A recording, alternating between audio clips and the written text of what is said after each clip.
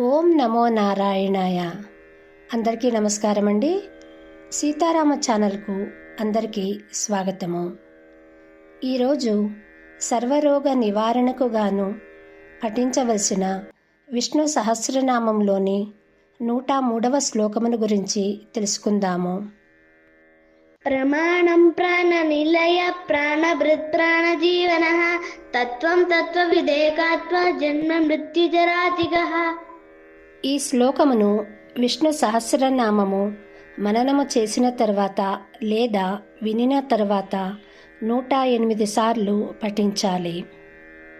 ఈ శ్లోకమును పిల్లల ఆరోగ్యము కోసము పెద్దవాళ్ళు కూడా పఠించవచ్చు.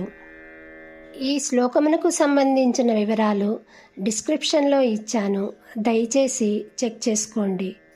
ఓం నమో భగవతే వాసుదేవాయ.